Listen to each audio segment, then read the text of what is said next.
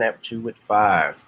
Welcome to another episode of Gboot 2786. I'm Gavin Richard. This is Gavin Richard Presents.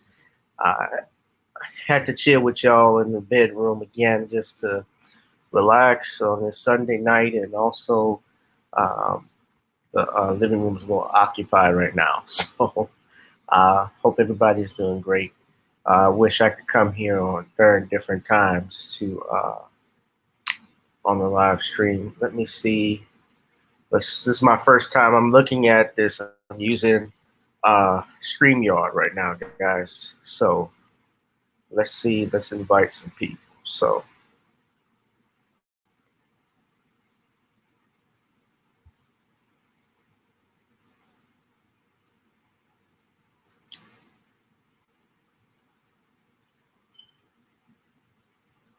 excuse me for a second.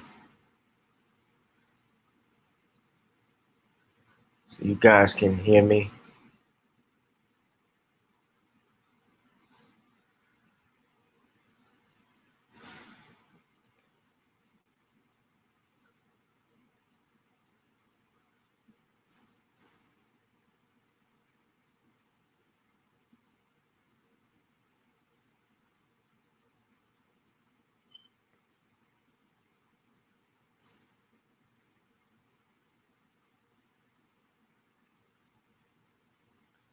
Okay, I'm still looking at this through YouTube. So let me see. I'm just going to copy it here, and I'm just going to add.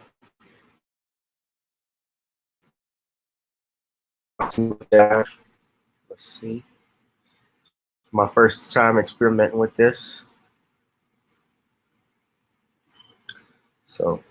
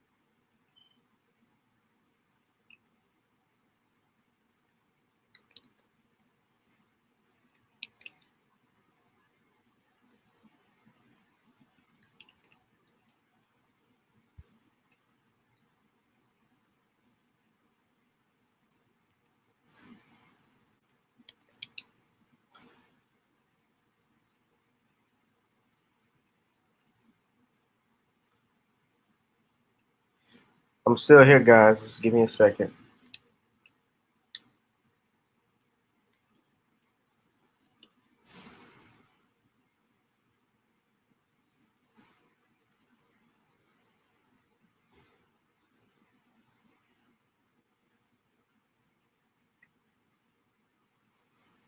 All right. So let's get into it. Those that are in the channel, I'm on StreamYard right now. I'm doing this live broadcast. It's my first time doing it through StreamYard. Of course, y'all remember when we had Google Hangouts, and YouTube had removed that, or Google, because Google now owns YouTube.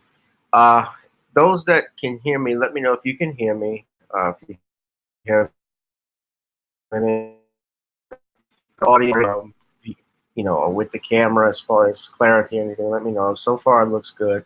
I know for a fact, people sometimes are not getting my live updates. I've had people, a few commentators tell me after a video is uploaded that they don't get to see my they don't get the notification of when we go live. And YouTube is notorious for that, because they are monitoring the content of what many of the Black programmers and YouTubers are, content providers are talking about. And they do that purposefully to try and keep our numbers down. So it's not a shock and surprise when I hear people say that it's happened. So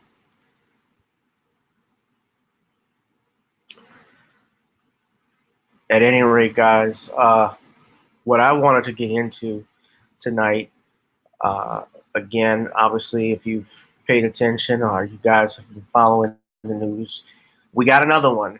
in Fort Worth. A black woman this time, a sister. Her name is, I'm trying to pronounce the name correctly.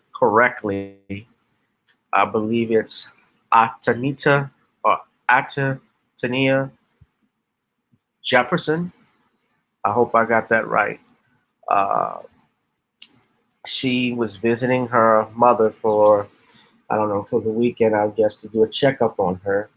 And she was there with her nephew playing video games, and there's body camera footage of this. The police were called by her neighbor to do what was called a welfare check. Now, I'm got the full scoop from listening to the neighbor. He uh, actually commented about why he called the police, and his statement was that he noticed that the front door was completely wide open with all of the lights on. He had gotten a call from his daughter about his neighbor's lights and her door being left open, and so he called the non-emergency telephone line for the police, and they did what is called a welfare check.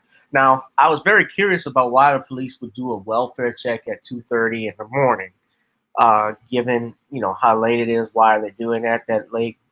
But I never knew that it was a neighbor that had called the cops and reported this, so that gave clarification as to what was going on. And now the gentleman, his name for you, I'm looking at a black star. Yes, the neighbor in this case, his name is James. Okay.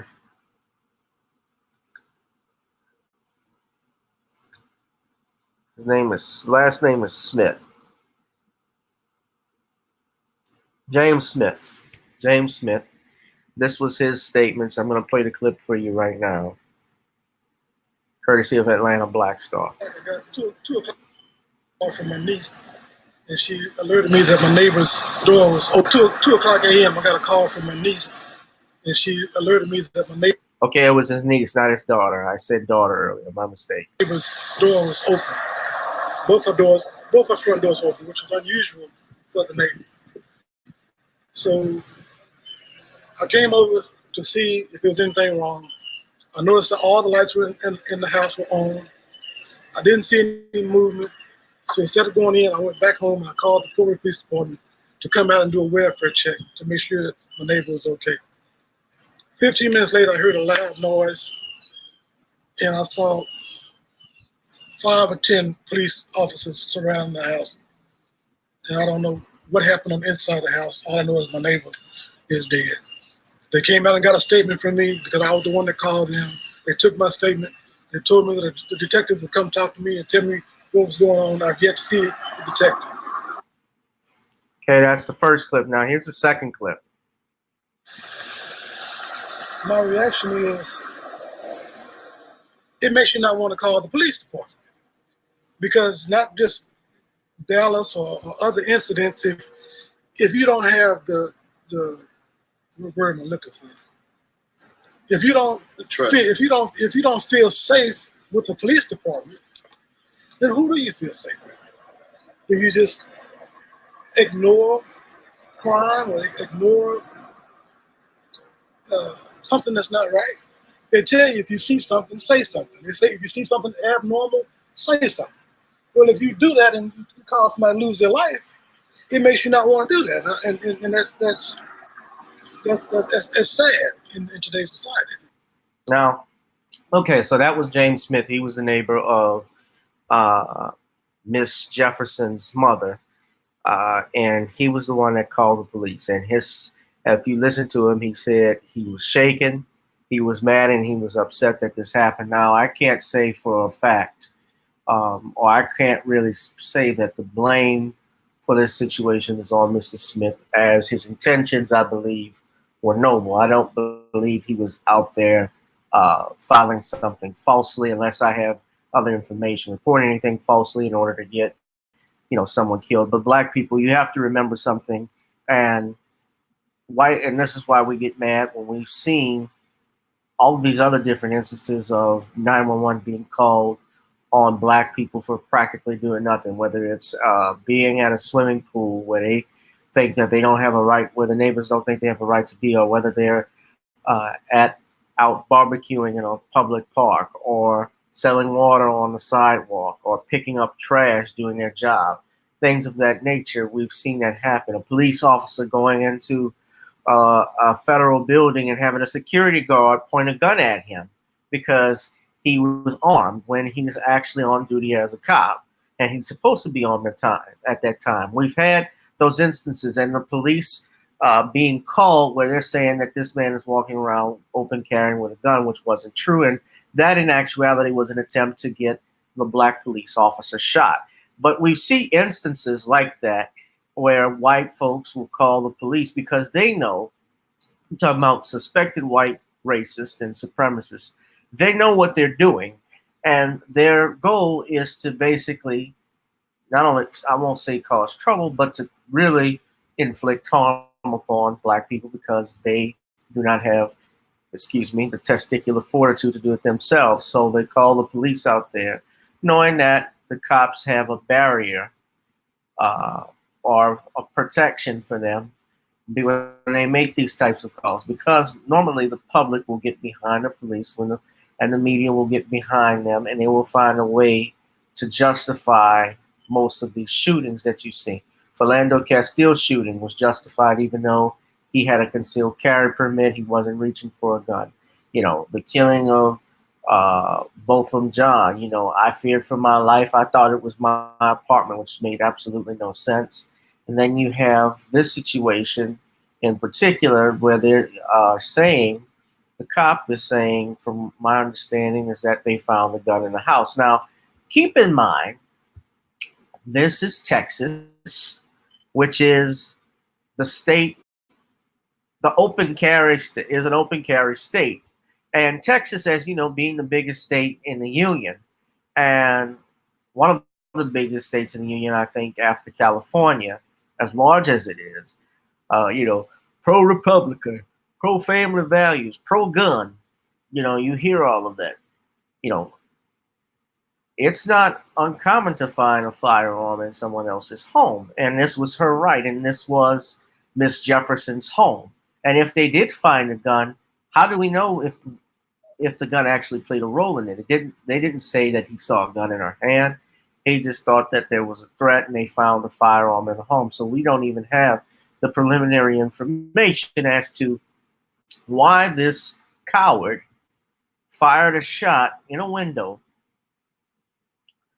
into Miss Jefferson's home. And let's keep in mind also, I'm going to play the clip for you, but I want you to pay very close attention to what the officers says. Okay, so let me pull that clip up.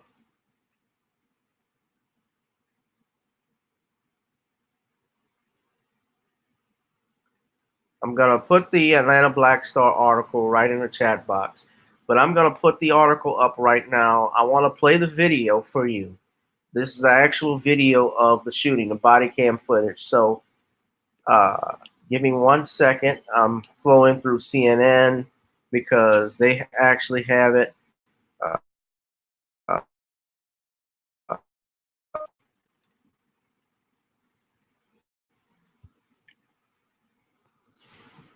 okay.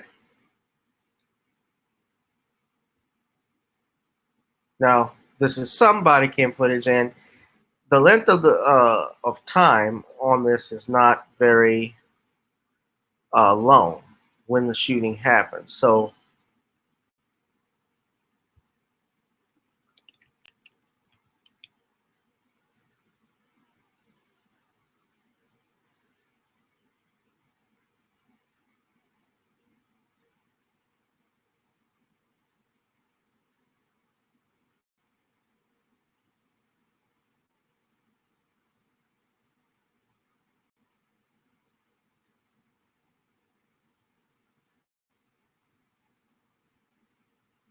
okay, give me, this damn thing doesn't load.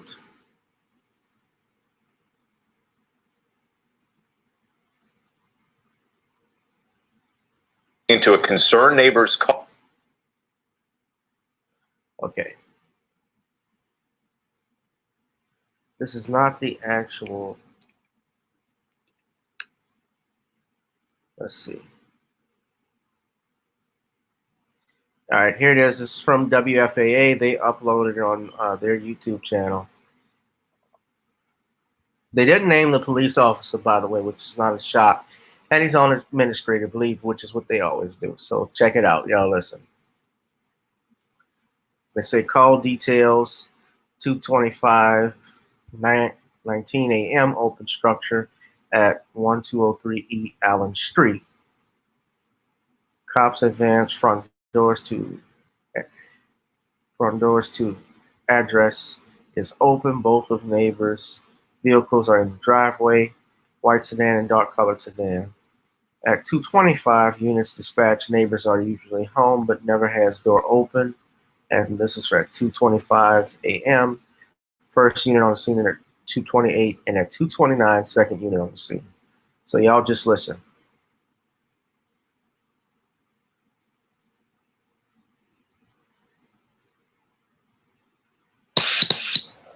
There's the sound coming on now. Now you can actually see the cop walking through the screen to the front door. Might be the side door, I don't know, but he's walking around. And you guys, I'm gonna post the footage so you guys can look at it. I know you can't see it through this camera, but hold on.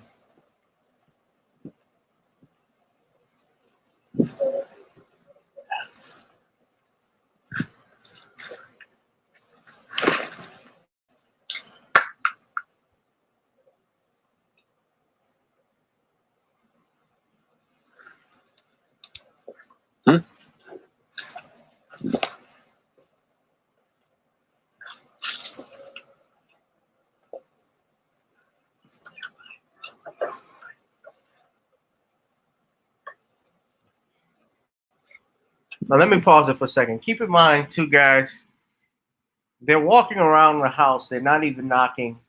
And this is going to be my next point. Just keep listening.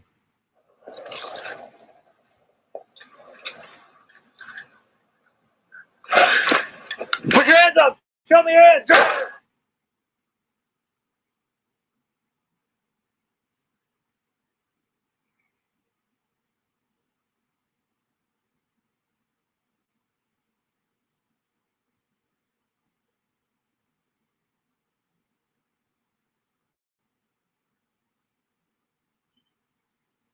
Okay.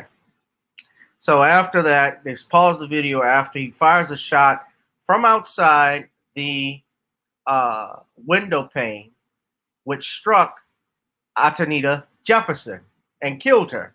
And subsequently, when you look at the videotape, they're going to show two still frames of the actual murder, the actual gun that supposedly was found on in the bedroom. And I don't know if, I'm assuming they're going to use that as a self-defense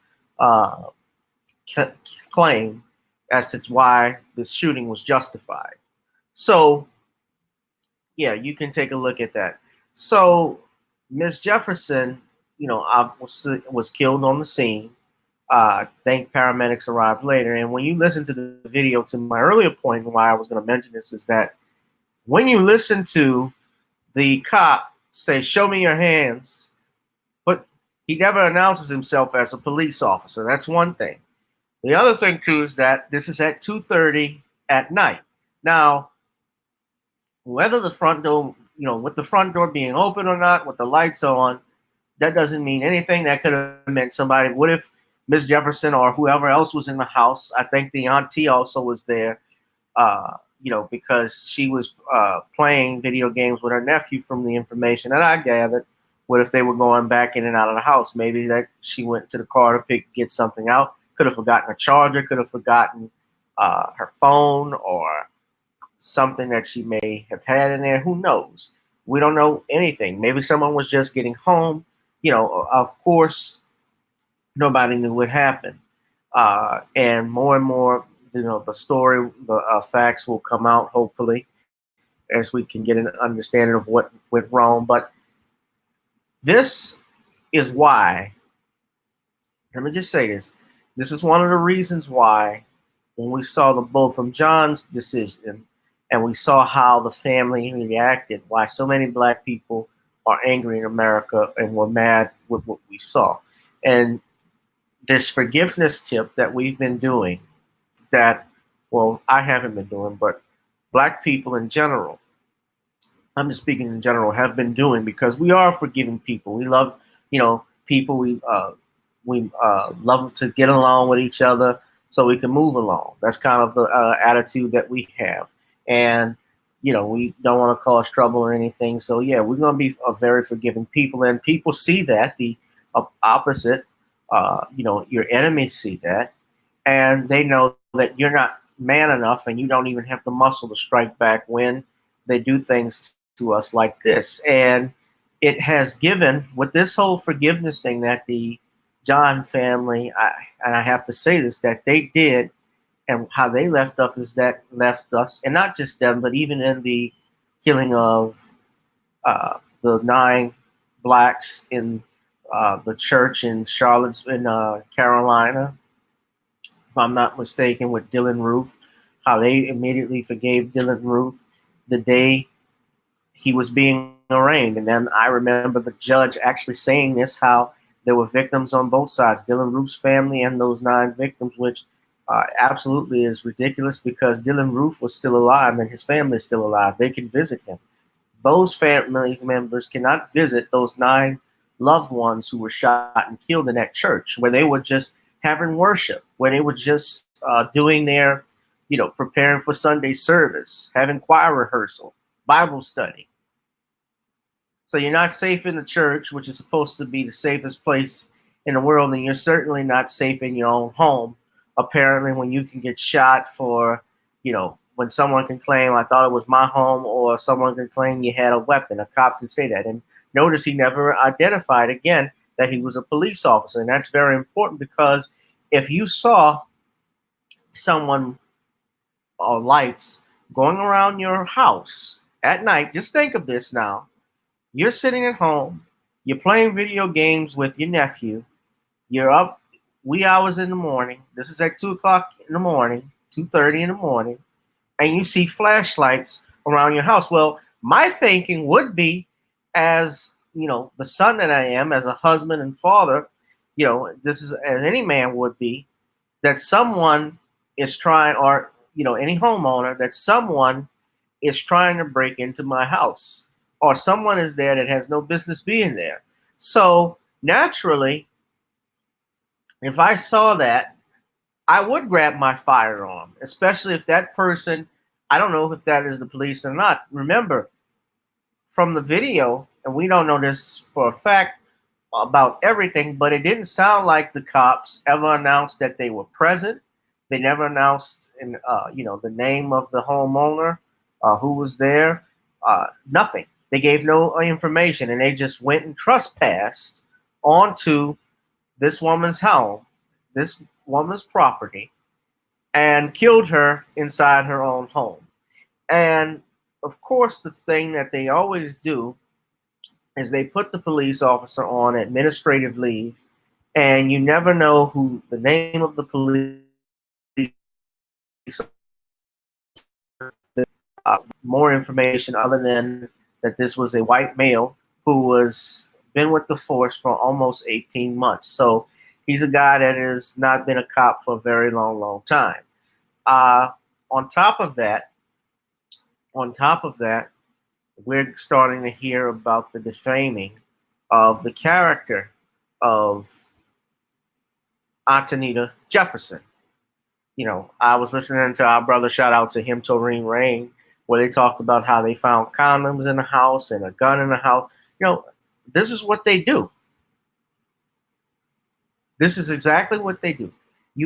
They will always try to put the victim down so that they can justify the shooting. Even with Tamir Rice, the talk about Tamir Rice was, well, his father had a felony record and his parents were divorced, things of that nature. When it was about Botham Jean, they mentioned the smell of marijuana in the apartment. When it was about Trayvon Martin, it was about a hoodie and how he had trouble in school. When it was about Mike Brown, it was about he had weed in his system. He performed a so-called strong arm robbery. They used everything to try to justify the actions of the police and not the actions, and not, instead of blaming the victim, they should have been focusing on what the cop did. But this is how the system works. This is what they do. So we can't be shocked and upset when we see the system keep doing what it has been doing.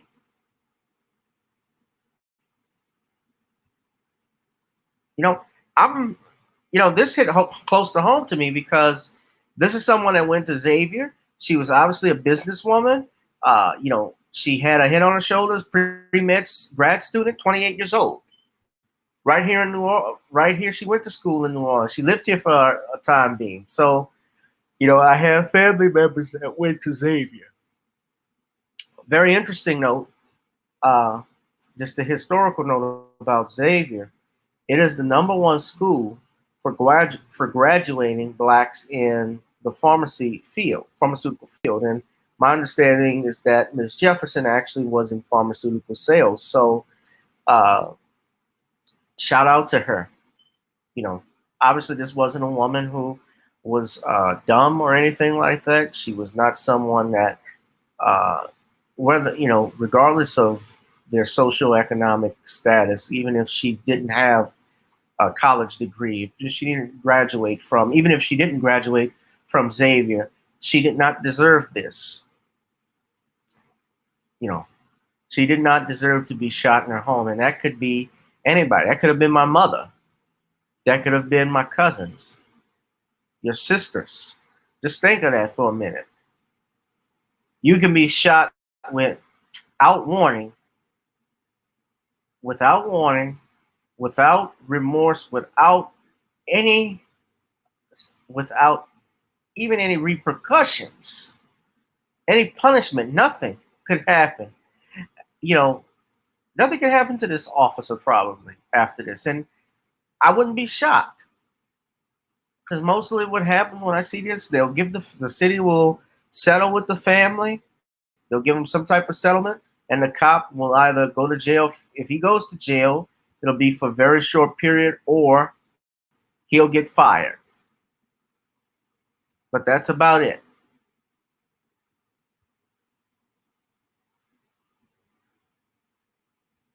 So, guys, this was disturbing. This was really disturbing to me. I'm at a loss for words with this, because you try to stay positive. I'm trying to be positive because everything, it seems like, when we look at the news, is in the negative. Whether it's dealing with police shootings, whether they talk about Trump or the elections coming up. An election was actually yesterday. Something negative is bound to come and happen and be reported. And I'm just so sick of it.